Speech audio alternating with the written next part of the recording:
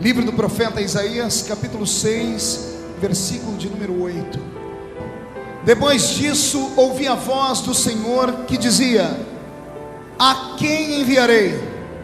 E quem há de ir por nós?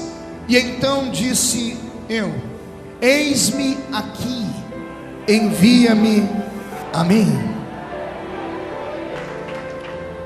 Quem não tem lenço, prepare a manga da camisa ou a ponta da gravata, que nós vamos receber um batismo de quebrantamento aqui nesta manhã. Os poucos minutos que eu tive para meditar acerca desta manhã missionária me foram muito emocionante, porque aprouve ao meio Espírito de Cristo me fazer lembrar de que foi em uma manhã missionária como esta que nasceu dentro deste homem que aqui está uma chamada linda, brilhante, divina, angustiante e sofrida. Todavia, eu faria tudo de novo se preciso fosse. E o Senhor falou comigo: ao invés de pregar nesta manhã, ao invés de dissertar teologicamente com o meu povo, conte para eles o testemunho da sua chamada. E depois deste testemunho, o Senhor me disse: vou eu levantar outros. Eu sou filho de uma lavadeira, filho de uma mulher simples, que até os dias de hoje, no século 21, não sabe ler e nem escrever. E tenho um orgulho muito grande de ser filho da dona Lúcia, porque é uma mulher valente, uma mulher querida, uma mulher guerreira, uma mulher que, como todas as mulheres e também homens, passa por dificuldades, enfrentou os reveses da vida e com maestria e ajuda de Deus, hoje bate no peito de orgulho, dizendo: Deus olhou para minha casa. Imagine você que no princípio da minha vida eu não tive tantas oportunidades de sobrevivência como alguns que estão aqui têm. Minha mãe solteira, grávida na idade de 17 anos, grávida de um homem casado, grávida de um homem conhecido na sociedade, recebeu dele a seguinte ordem: tire o menino, porque se ele sobreviver, o meu casamento vai ruir e acabar.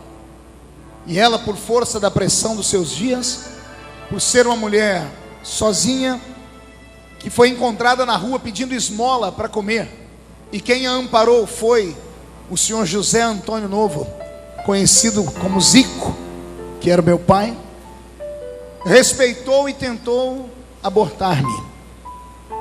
Mas quem é que pode matar aquele que Deus quer que viva? Quem é que pode falar não quando Deus diz sim?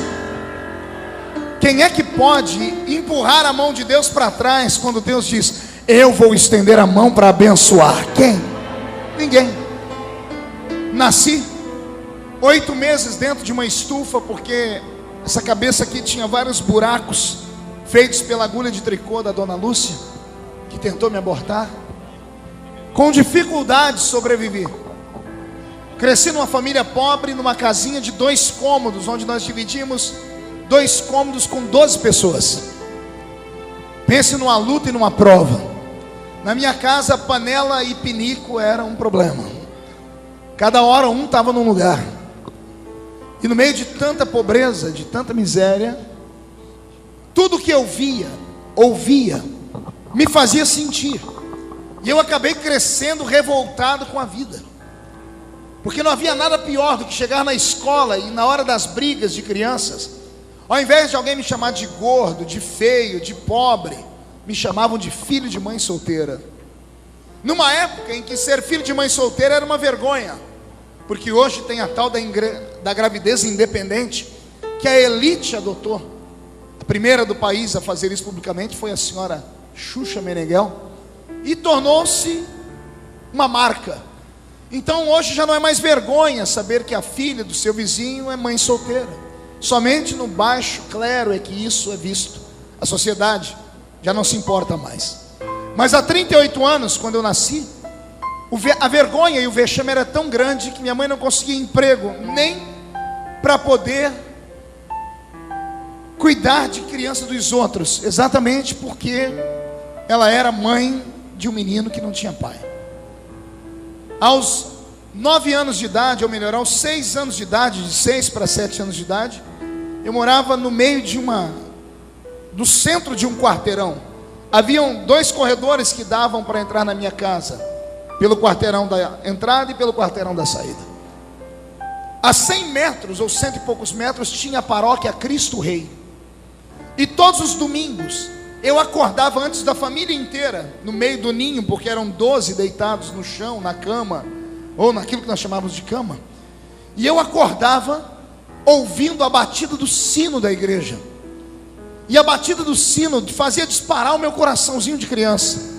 Até que um dia eu acordei com um sino batendo, mas o sino não fazia din-dom. O sino fazia Marco. Marco. Marco.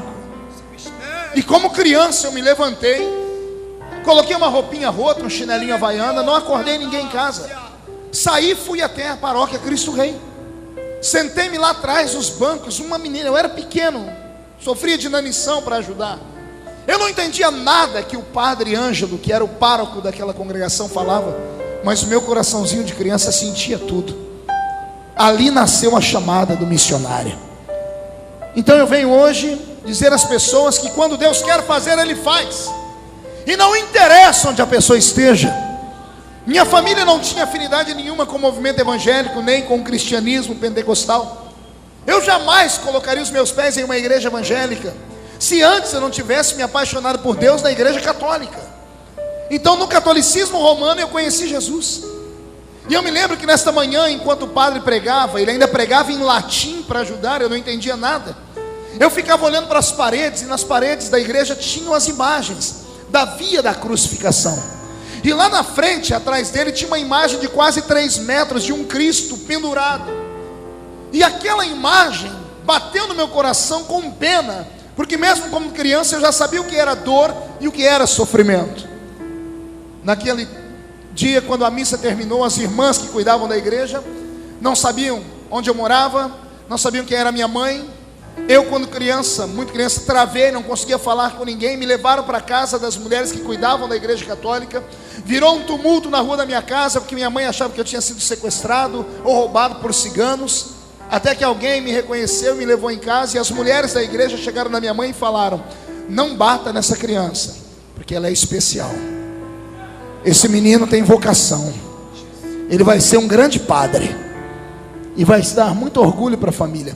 Dali então, eu comecei a frequentar a igreja católica. Com 7 anos eu já fazia catecismo, ou começava a aprender um pouquinho do catecismo. E aos 9 anos de idade, fui o primeiro menino do estado de São Paulo, na época, a fazer a crisma. Me crismei aos 9 anos de idade. Aos 9 anos de idade, eu recebi emprestado a Bíblia da patroa da minha mãe, que era espírita kardecista. Porque para fazer catecismo eu tinha que ter uma Bíblia, nós não tínhamos dinheiro para comprar. E ela me emprestou a Bíblia Ave Maria, capa azul. Como garoto prodígio, eu sempre fui muito inteligente, para a honra e glória do Senhor. Eu decorei, ou melhor, eu devorei a Bíblia inteira, de capa a capa. Com 9 anos de idade, eu já tinha lido a Bíblia toda. E não era como essa Bíblia que você tem aí. Era uma Bíblia que tinha 7 livros a mais, que nós não temos no cânon sagrado da Bíblia, João Ferreira de Almeida, que são chamados de livros apócrifos. Nascia ali uma vocação. O primeiro contato que eu tive com o movimento evangélico foi com a Dona Maria, a mãe do Tom. Tom era um menino, meu vizinho, que chamava-se Everton, e a gente chamava ele de Tom. A irmã Maria era uma dessas crentes do cabelo comprido, cheio do Espírito Santo, assembleiana roxa, até o tutano dos ossos. Não sabia falar muito bem, mas pensa uma mulher que orava, pensa uma mulher que tinha autoridade sobre demônios. E todas as vezes que ela me via com a Bíblia, Ave Maria, indo para a igreja católica, ela me chamava e dizia: onde é que você vai? Eu disse: eu estou indo para a igreja. E ela falava para mim: Jesus tem um plano na sua vida. Eu disse: é por isso que eu estou indo na igreja. Ela não se conteve, até que um dia ela me chamou e disse: vem cá que eu vou te mostrar o que é a verdadeira fé. E ela abriu um livro que tinha um monte de imagens do fim do mundo. Veja só, uma evangélica chamou um menino católico e me mostrou um livro dos Testemunhos de Jeová. Você está entendendo ou não? Uma irmã evangélica chama um menino que está indo para ser coroinha dos padres e mostra para ele um livro dos testemunhos de Jeová. Porque aqueles livros dos testemunhos de Jeová de antigamente mostravam o fim do mundo, mostravam as pessoas caindo dos prédios, o mundo pegando fogo. Era a linguagem dela, porque ela não conseguia me convencer de outra forma. Então ela disse: se você não se converter dos seus pecados e não parar de adorar aquela imagem daquele Deus que está pregado na cruz até hoje, você vai para o inferno. Isso me fez, durante várias missas, terminar a missa, eu ir lá e ficar olhando para a imagem daquele Cristo, com muito receio. Um dia eu toquei nos pés dele e tirei, e quando eu toquei nos pés dele, estava cheio de poeira. E eu comecei a imaginar com a minha mente de criança: que Deus é esse que fica empoeirado na parede? Não, você não entendeu, eu vou repetir. Que Deus é esse que fica empoeirado em cima da parede?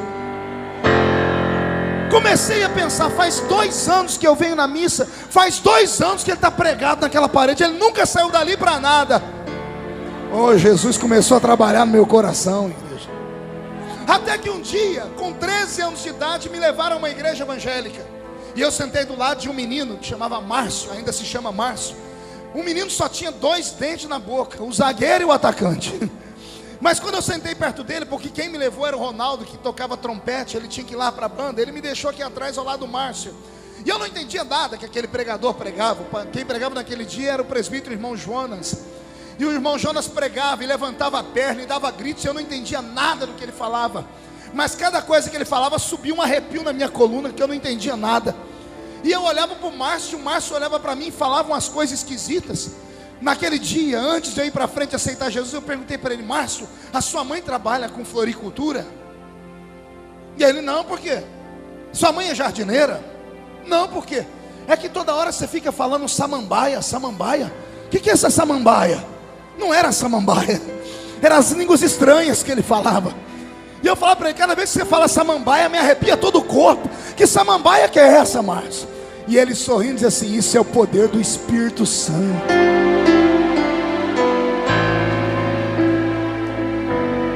Ah, que saudade, já estou ficando emocionado, oh, coração bobo.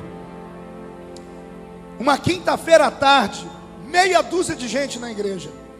Quando Jonas terminou de pregar e fez o apelo, eu nem sabia o que era apelo. Lá vem o Ronaldo, da frente da igreja, deixou o pistão e veio até onde eu estava. Um menininho desse tamanho. Ele disse: você quer aceitar Jesus como Salvador? Eu disse: o que eu tenho que fazer? É só ir lá na frente.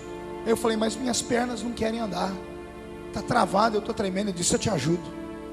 Quando eu comecei a caminhar pelo meio da igreja, meu coração foi abrindo. Eu dobrei o joelho chorando.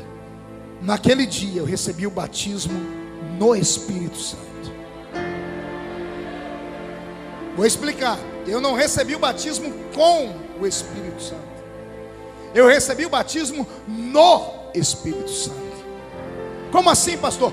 Todos os crentes de todas as igrejas do mundo, quando se convertem de fato, são batizados no Espírito Santo.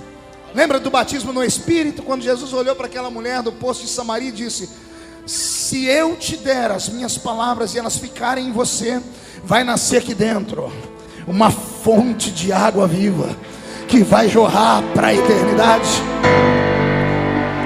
A fonte nasceu e começou a brotar pelos olhos, e aquelas lágrimas converteram o coração do menino. E ali eu me entreguei à fé evangélica. 2 semanas depois estava eu numa batalha, pergunte qual, querendo ser batizado com o Espírito Santo. Me ensinaram todas as fórmulas possíveis. Mandaram eu jejuar, eu jejuei. Mandaram eu subir um monte, eu subi. Mandaram eu parar de pecar, eu parei. Mandaram eu parar de olhar para a televisão, e eu parei. Mandaram eu parar de colocar short, eu parei. Eu fiz tudo o que mandavam e não recebi o batismo com o Espírito Santo. 2 meses e 1 semana batizado nas águas. A última chance. Alguém me disse: Jesus pode queimar você com o Espírito Santo quando você sair das águas. Jejuei 3 dias e fui para o batismo. Para minha frustração, Jesus não me batizou naquele dia. Saí das águas triste, frustrado. Começou a criar aqui dentro uma dúvida. Eu disse: será que Ele não quer me batizar? Será que eu não mereço? E graças a Deus por essa dúvida, porque isso me fez estudar. E o estudo que eu aprendi se tornou um ensinamento para crentes no mundo inteiro. Porque me ensinaram errado. Pergunte por quê? Só respondo se todo mundo perguntar. Tem gente que pensa que recebe o batismo com o Espírito Santo porque merece. Tem gente que acha que pode comprar o batismo com o Espírito Santo jejuando e orando. Tem gente que acha que merece o batismo com o Espírito Santo porque é santo. E o batismo com o Espírito Santo não é para pessoas que merecem, não é para pessoas que podem, não é para pessoas que fazem tudo que a igreja manda. O batismo com o Espírito Santo é um revestimento. É um o quê? Não ouvi, é um o quê? Se é um revestimento, quer dizer que a pessoa já está vestida. O batismo com o Espírito Santo não é uma vestimenta, é um revestimento. O crente é vestido quando ele aceita Jesus como Salvador. Eu fui vestido pelo Espírito Santo no dia que eu aceitei Jesus, quando eu chorei. Mas agora eu precisava do revestimento. E o revestimento não é para quem é forte, porque o forte não precisa de revestimento. Quem é que usa blusa de frio? Quem sente frio. Você já pegou um dia muito frio no Rio de Janeiro, que é raro? Alguém andando de camiseta regata pela rua e do outro lado alguém usando uma blusa de lã. Por que aquele que usa camiseta regata suporta o frio e o outro não? É porque ele é mais forte. Ele está vestido com a camiseta regata, mas o que é fraco, além da camiseta, está revestido com um paletó. Eu comecei a entender que batismo com o Espírito Santo não é para quem merece, é para quem precisa. Recebi o batismo com o Espírito Santo num dia que eu não esperava. O batismo de 3 meses seguinte. Estou eu na igreja, sentado na galeria, saudoso pastor Luiz pregando, de Capinópolis, Goiás. Ele pregou a mensagem toda muito linda, mas não mexeu aqui dentro. Aí ele começa a fazer o apelo, e as almas começam a ir para frente. E cada vez que uma alma aceitava Jesus como Salvador, meu coração sacudia. Comecei a tremer e a sentir uma coisa que eu nunca tinha sentido na vida: as almas aceitando Jesus, no apelo. Então eu toquei num amigo meu que estava do meu lado, chamava Betinho, ou Roberto, chamamos ele de Betinho. Disse: Betinho, vamos embora daqui. O Betinho me olhou com o olho arregalado e começou a gritar. Eu falei: o que foi? Ele começou a gritar e pular. Eu disse: o que está acontecendo? Ele começou: irmão, Jesus batizou ele com o Espírito Santo. Eu, na minha mente, estava falando em português, mas ele me ouvia falar em línguas estranhas. Eu fui batizado com o Espírito Santo de uma maneira inusitada. Eu nem sabia que estava falando em línguas. Naquele dia Jesus me queimou com o selo da chamada missionária. Ele me batizou com o Espírito Santo quando almas se entregavam para Jesus. Não foi no grito áspero do pregador, era Deus apontando como seria o ministério que Ele tinha para a minha vida. Comecei a pregar no meio da rua, e desde os 14 anos até os dias de hoje, aos 38, todas as memórias que eu tenho nesta cabeça estão alienadas a eu estar com um microfone como esse na mão, ou a um microfone ligado a uma caixinha de som. Às vezes o microfone ligado a uma caixa de som, ligado numa bateria de carro, porque não tínhamos energia. Às vezes usando um megafone, que muitas das crianças nem sabem o que é isso. Colocamos na boca e pregamos. E às vezes eu pregava com o pulmão aberto no meio da rua. Por isso, mesmo sendo pequeno, a minha voz virou uma voz de trovão. E ainda dá para deixá-la mais grossa ainda. Foi por isso, de tanto pregar, meu pulmão se expandiu. Aprendi a pregar no meio da rua. E agora vem a parte mais linda, pergunte qual. Descobri um texto na Bíblia que moveu a minha alma. Marcos 16 e 15. Ide por todo mundo e pregai o evangelho a toda criatura. Quando esse texto entrou na minha alma, eu falei: Deus, eu quero ir para o mundo inteiro. Só que eu nem sabia que o mundo era tão grande. Criado numa vila chamada Vila Tatu, com 16 anos de idade, Roberto, eu nunca tinha saído de Orlândia, onde você conhece. Aos 16 anos de idade e meio, eu fui a Sales Oliveira, que é uma cidade de 5 quilômetros do nosso lado, e eu achei que era a maior viagem da minha vida. Mas desde então eu comecei a orar e dizer: Senhor, eu quero pregar no mundo inteiro. Quero pregar no mundo inteiro. Vale aqui um conselho àqueles que sonham em ser pregadores. Talvez tenha sido por isso que Deus cumpriu o meu pedido, porque o meu pedido era um pedido de criança, era um pedido desprovido de malícia. Eu não estava pedindo para ser um pregador de renome nos Gideões. Eu não estava pedindo para dormir nos grandes hotéis. Eu não estava pedindo para andar de avião, nem para ganhar ofertas, nem para ter meu nome na mídia. Eu estava dizendo com o coração aberto: Papai do céu, me usa como pregador. Eu quero ser um pregador. E a chamada foi crescendo dentro do meu peito. Um dia, como ninguém me dava oportunidade para pregar na minha igreja, porque eu passava vergonha, Imagine você que a primeira vez que eu subi num púlpito para pregar, o pastor me avisou um dia antes, eu não dormi a noite inteira procurando um texto. Subi no púlpito com o dedo no meio da Bíblia, num domingo de manhã como este aqui. Foi a primeira vez que eu subi num púlpito. Pastor José do Amparo, na cidade de Morro Agudo. Só que quando eu cheguei no púlpito, eu senti uma glória tão grande, um temor, que a minha mão tremia. Quando eu coloquei a Bíblia, escapou o dedo. Foi: Jesus, agora eu estou frito. Não tinha índice, eu não tinha colocado papel. Falei: Senhor, para não passar mais vergonha, seja o que o Senhor quiser, e abri a Bíblia. Caiu nas bem-aventuranças. E quando eu li: bem-aventurados pobres de espírito, porque eles verão a Deus. Quando eu comecei a ver aquilo, eu disse: Deus, eu me apaixono pelo Senhor. Desci do púlpito humilhado naquele dia. Eu botei no meu coração: nunca mais prego, porque eu passei vergonha. Eu vi meus amigos rirem num canto, mas conforme eu ia descendo, o pastor José do Amparo, na época eu pensei que ele falava só para não me deixar triste, mas ele falou pelo Espírito. Eu desci a escadaria do púlpito, ele disse: Deus vai usar esse menino um dia, porque ele tem chamada para ser um pregador da palavra. Tornei-me um menino diferente. Não aceitava piadas, não aceitava ir para a sorveteria bater papo. Não me lembro de ir a um shopping, não me lembro de ir a um cinema, não me lembro de ir a um campo de jogar bola, não me lembro de sair com os meus amigos para passear, ir para azarar uma menina ou flertar com uma garota. Todas as memórias que eu tenho da minha infância estão alienadas, eu pregando a palavra, ou eu de joelhos orando, ou eu buscando a presença de Deus. Meu apelido então tornou-se fanático, santarrão. Me tornei o famoso espalha-rodinhas. O que é um espalha-rodinhas? O grupo de jovens estava reunido, e quando eu chegava, um a um ia saindo, até que eu me via sozinho. Ninguém queria ser meu amigo, porque eles diziam que eu só sabia falar de Deus e de Bíblia, que eu estava louco, fanático, beato de igreja, desequilibrado. Como eu não tinha amigos, eu comecei a ir para as madrugadas buscar a Deus na igreja. Fiz amizade com um irmão que era diácono na época, hoje é o vice-presidente da igreja que eu presido, pastor Valdeci Otávio. E disse: Senhor, me empresta a chave para eu orar na igreja de sábado para domingo, porque eu não tenho amigos. Uma vez, orando e chorando muito, eu dobrei o meu joelho no púlpito e disse: Deus, por que eu não posso ser um homem comum? Por que eu não posso ter a alegria que os meus amigos têm de passear? Por que eu não sinto prazer em tomar sorvete, em ir para um shopping, em jogar bola? Por que eu não posso ser como eles? E chorava. E o Senhor naquela madrugada falou comigo: você não pode ser como eles hoje, porque eles nunca vão poder ser como você amanhã. Não, você não entendeu, vou repetir. O Senhor disse: assim como hoje você não pode ser como eles, amanhã eles não poderão ser como você. E eu falei: Senhor, por quê? Qual o motivo? E o Senhor me disse: porque eu te separei no ventre da sua mãe. A obra que eu vou fazer através da sua vida vai marcar um tempo, uma geração inteira. Onde você não for, a sua história irá. E um tempo de milagres chegou sobre a minha vida. Quem acredita que Deus pode repetir essa história nesta noite?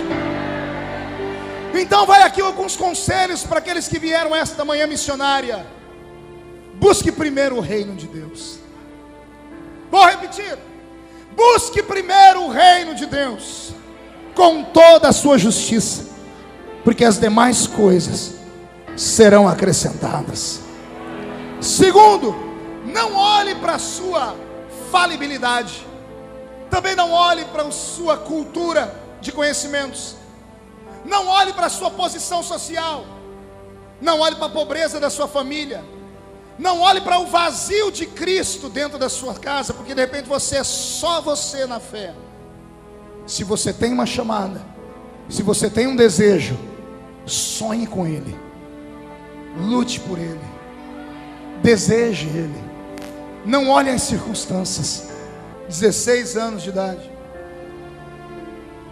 me apaixonei por uma visão divina. Pergunte qual? Sonhei com um país chamado Romênia, que fica no noroeste da Europa. Meu coração quase saltou pela boca quando Deus me revelou esse país. Trabalhava com o Telex na época. Telex é o tataravô da internet. Descobri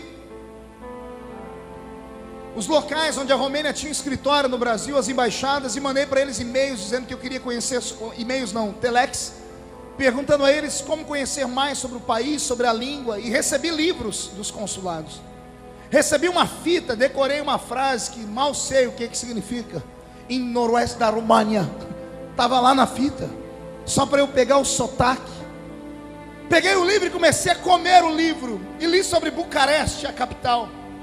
Dias depois chega na minha mão um LP, um compacto. O nome era Torturado por Amor a Cristo. Reverendo Richard Wurmbrand, um homem que veio ao Brasil anos depois dar testemunho da sua pregação. Eu não pude ir vê-lo em São Paulo, mas os amigos que foram vê-lo disseram que ele não pregou com a boca. Ele tirou a camisa no púlpito e diante de 40 mil pessoas mostrou as cicatrizes que ele recebeu do regime comunista da Romênia, por ser um pastor dentro daquele país. 14 anos preso, longe da esposa. Assistiu à morte do filho dele em loco. Como eles não conseguiam matá-lo, arrancaram as unhas da mão e dos pés dele por várias vezes.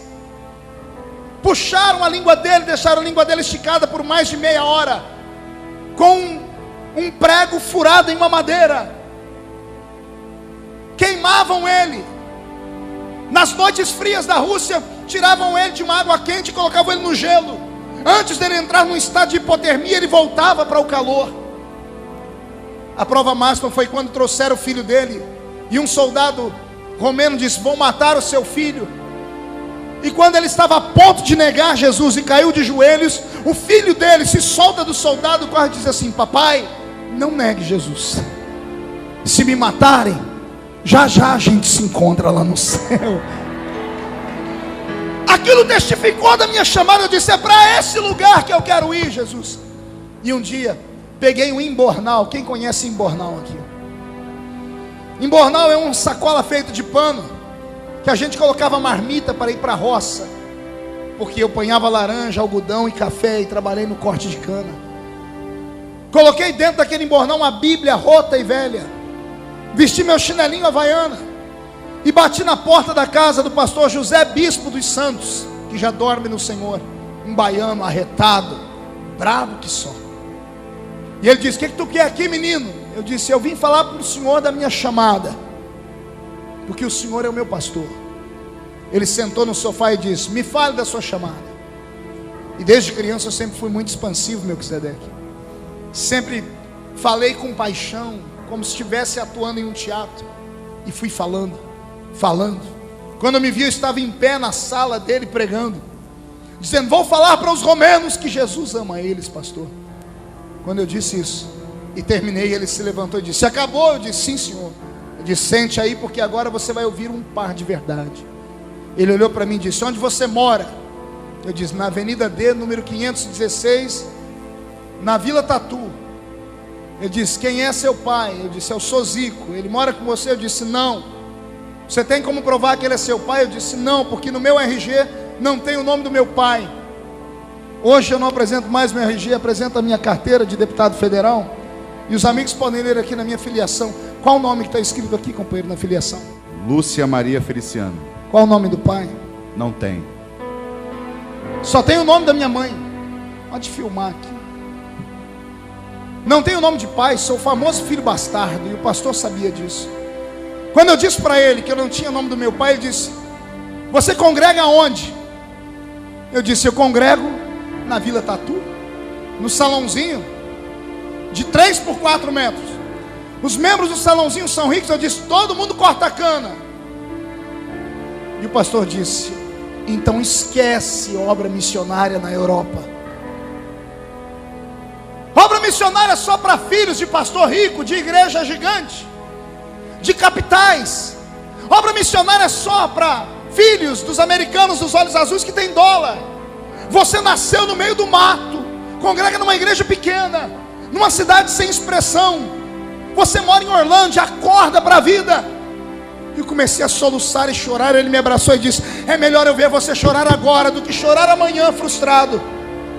Eu me levantei para ir embora. Ele me fez um pedido: não conta para ninguém. porque senão você vai fazer com que os outros moços e moças sonhem com a obra missionária também. Você é muito eloquente, Marco. Eu não prometi, por isso que eu estou contando aqui. Naquele dia eu cheguei na minha casa, de 2 cômodos. O nosso quarto, o que nós chamávamos de quarto, dava para o meio de um pasto. A janela de madeira, pesada, fechada com a tramela. Quem conhece tramela aqui? Tem gente com um pezinho na roça também. Eu abri aquela tramela, eu era muito pequeno, minha mãe tinha uma máquina de costura Singer, daquela que você tinha que dar partida nela aqui e ficar bombeando aqui com o pé. Quem conhece máquina de costura assim? Como eu era pequeno, eu não atingia a altura daquela janela, eu subi em cima dessa máquina e abri a minha Bíblia num outro texto que eu tinha me apaixonado. Só que eu não conseguia ler, pergunte por quê. O versículo não existia mais na Bíblia, pergunte por quê.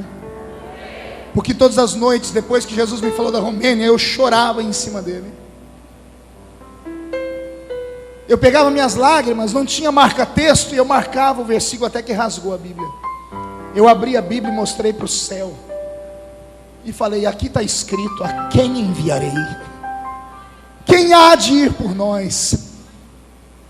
E eu disse, eis-me aqui, Senhor, envia-me a mim. Fechei a Bíblia e comecei a gritar com Deus, dizendo, o Senhor é mentiroso. Porque aqui não está escrito que tem que ser filho de homem rico para fazer obra missionária. Aqui não está escrito que tem que ser famoso para fazer obra missionária. Aqui não está escrito que tem que ser americano para fazer obra missionária. Aqui o Senhor está perguntando quem quer ir. E eu estou dizendo, eis-me aqui.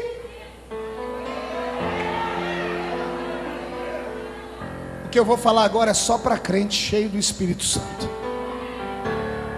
O céu foi fechando.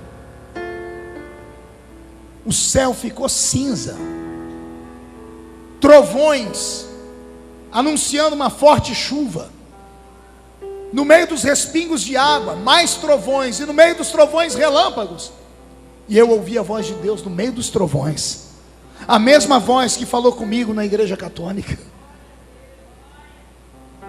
O Senhor disse para mim, eu não preciso de passaporte. Eu não preciso de dólar. Eu não preciso de igreja rica. Eu só preciso de alguém que sonhe. Eu acreditei. Ignorei tudo que falaram para mim. Ignorei os que me perseguiam, os que me chamavam de fanático, e até o meu pastor que disse que eu não tinha chamada. Como não me deixavam pregar em Orlândia, eu comecei a ir para os cultos de congregações na região.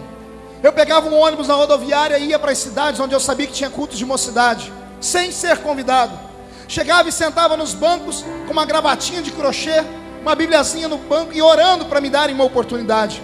Como culto de mocidade, na maioria das Assembleias de Deus não é bem frequentado, sempre que chega alguém ele tem uma oportunidade. E aí eu comecei a pregar. Foi aí que eu comecei a desenvolver o meu talento. Aprenda uma coisa nesta manhã: se você não acreditar em você, ninguém vai acreditar. Fui consagrado ao diaconato logo após o casamento. Casei-me com uma mulher santa, a quem eu devo tudo que eu tenho e tudo que eu sou. Minha eterna namorada, a quem eu respeito e sou apaixonado por ela, a irmã Edileuza, que me deu 3 lindas filhas, Karen, Kathleen e Camille, que são a cara do pai. Mas o cabelo puxou para a mãe, graças a Deus. O cabelo das meninas é liso.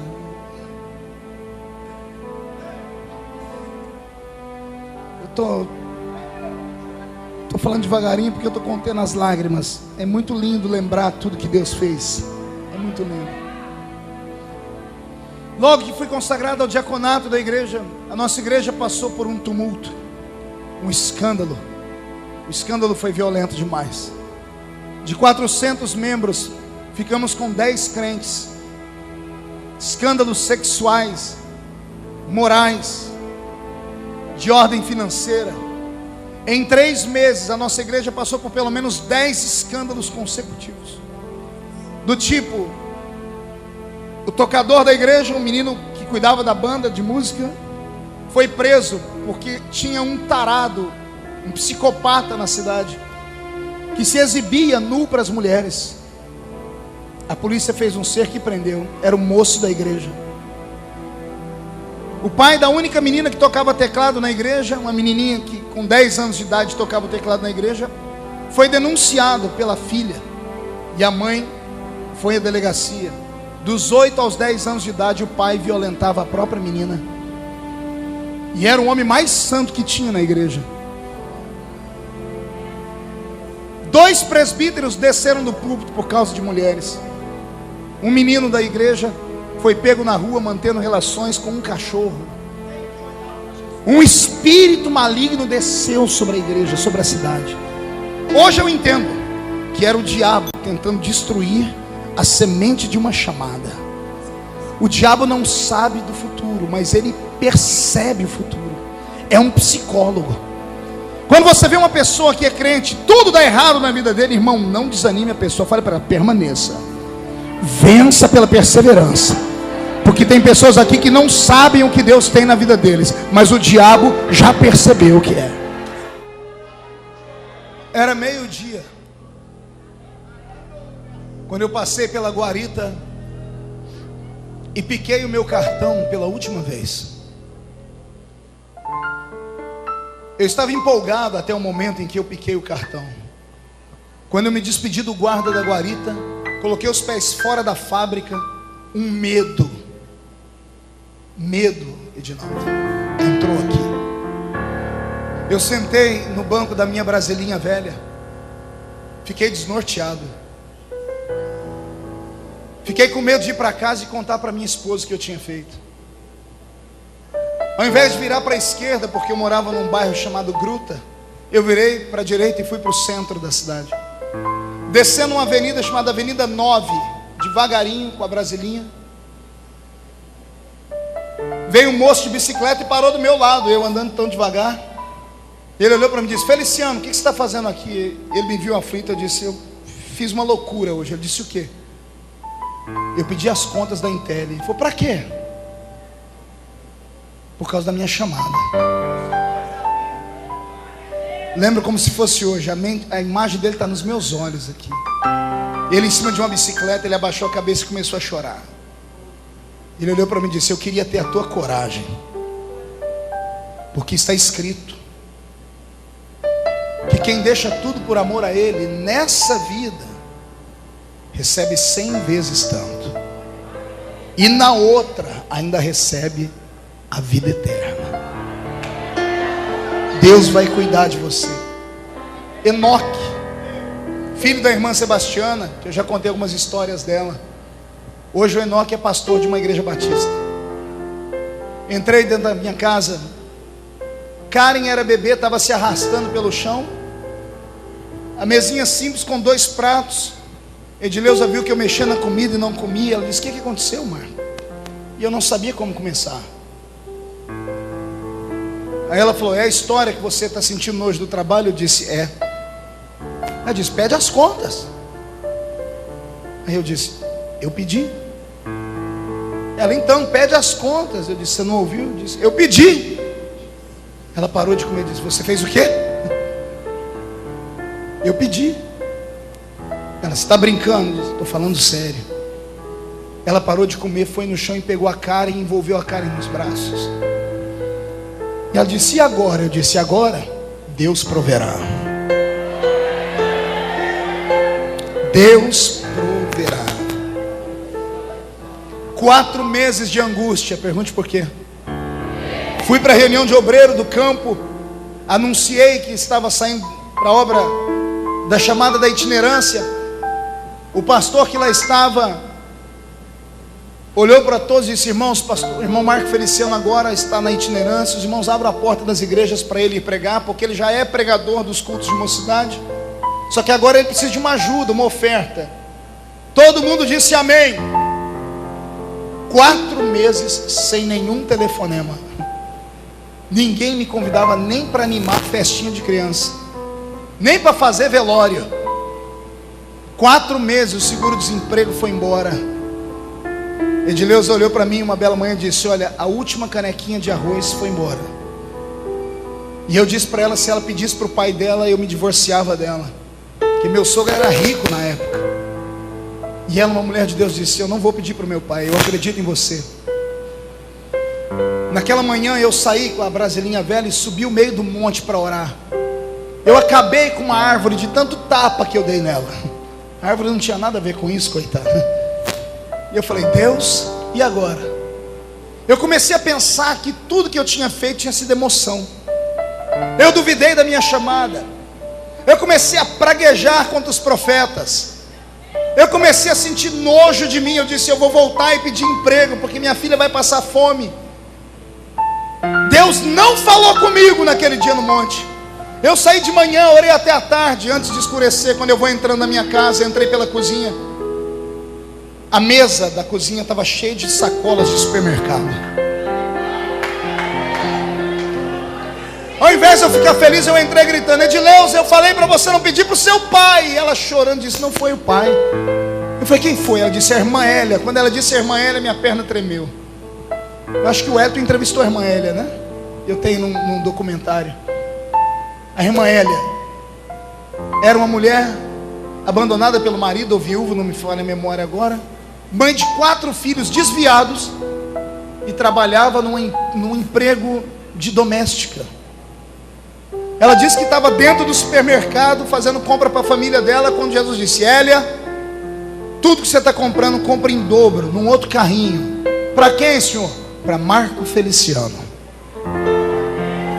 Palavras dela: Senhor, mas o Marco é genro do fazendeiro. O Senhor disse: não discuta, compre para o Marco Feliciano. Senhora, eu não tenho dinheiro aqui. O Senhor disse: você tem dinheiro no banco. Vai e tira da sua poupança e compra para ele. E ela fez, pastor Edinaldo. Uma mulher sozinha, mãe de 4 filhos, abasteceu a minha mesa. Eu caí de joelhos e disse: Deus, por quê? E o Senhor disse: para você saber que quem cuida de você sou eu. Quem tem chamada aqui nesta manhã, não desista. Deixa o vento soprar, mas não entrega os pontos. Deus às vezes fecha a boca e se cala, mas Ele nunca fecha os olhos.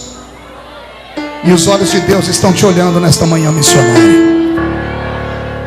Se você acredita na sua chamada e o vento está soprando muito forte, eu só tenho um conselho para você: usa o lenço, a manga da camisa, a ponta da gravata e derrama as suas lágrimas, mas não abandona a tua chamada.